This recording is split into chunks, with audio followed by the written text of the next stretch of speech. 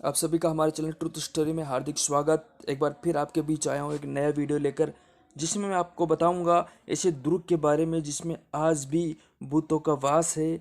ऐसा दुर्ग जिसमें आज भी लोग जाने से डरते हैं। इस दुर्ग में लोगों की रूहें आज भी भटकती है।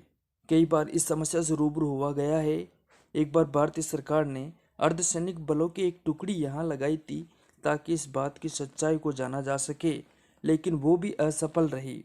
कई सैनिकों ने रूहों के इस इलाके में होने की पुष्टि की थी। इस किले में आज भी आप अकेले होंगे तो तलवारों की टंकार और लोगों की छींक को महसूस कर सकते हो। इसके अलावा इस किले के भीतर कमरों में महिलाओं के रोने या फिर चूड़ियों के खनकने की आवाज़ें साफ सुनी जा सकती है। किले के पिछले हिस्से में जहाँ एक छोटा सा दरवाजा है, उस दरवाजे के पास बहुत ही अंधेरा रहता है। कई बार वहाँ किसी की बात करने या एक विशेष प्रकार की गंध को महसूस किया जा सकता है। वहीं किले में शाम के वक्त बहुत ही सन्नाटा रहता है और अचानक ही किसी के चीखने की भयानक आवाज़ इस किले में गूंज जाती है। राजस्थान के जयपुर जिले से करीब 80 किलोमीटर दूर अलवर जिले में स्थित भानगढ़ का किला लोगों के लिए हमेशा से कौतूहल का विषय रहा है। इस किले से कुछ किलोमीटर की दूरी पर ही सरिस्का नेशनल पार्क स्थित है। किले में मंदिर भी है जिसमें भगवान सोमेश्वर, गोपीनाथ, मंगला देवी और केशव राय के मंदिर प्रमुख मंदिर है।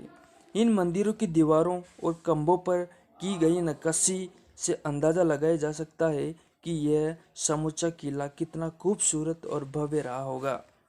भारतीय पुरातत्व विभाग द्वारा खुदाई से इस बात के पर्याप्त सबूत मिले हैं कि यह शहर एक प्राचीन ऐतिहासिक स्थल रहा है। फिलहाल इस किले की देखरेख भारत सरकार द्वारा की जाती है। पुरातत्व विभाग ने यह आने वाले पर्यटकों को सख्त हिदायत दे रखी है कि सूर्यास्त के बाद इस इलाके में कोई भी व्यक्ति नहीं रुके। ये किले यह किला है भानगढ़ की एक रहस्यमयी कहानी है और बड़ी ही रोचक है। 1573 में आमेर के राजा भगवंत दास ने भानगढ़ किले का निर्माण करवाया। किला बसावट के 300 सालों बाद तक आबाद रहा। 16वीं शताब्दी में राजा सवाई मानसिंह के छोटे भाई राजा माधो सिंह ने भानगढ़ किले को अपना निवास बना लिया। कहते हैं कि भानगढ़ की राजकुमारी रत्नावती बहुत ही खूबसूरत थी। उस समय राजकुमारी की खूबसूरती की चर्चा पूरे राज्य में फैली हुई थी। कई राज्यों से रत्नावती के लिए विवाह के प्रस्ताव आ रहे थे। उसी दौरान वो एक बार किले से अपनी सखियों के साथ बाजार में निकली। बाजार में वह एक इत्र की दुकान पर पहुंची और इत्र को हाथ में लेकर उसकी खुशबू सूंघ रही थी। उसी समय उस दुकान से कुछ ही दूरी पर सिंधु सेवड़ा नामक व्यक्ति खड़ा होकर राजकुमारी को निहार रहा था।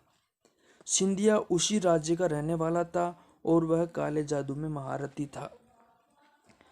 कथित रूप से राजकुमारी के रूप को देख तांत्रिक मोहित हो गया था और राजकुमारी से प्रेम करने लग गया और राजकुमारी को हासिल करने के बारे में सोचने लगा। लेकिन रत्नावती ने कभी उसे पलटकर नहीं देखा।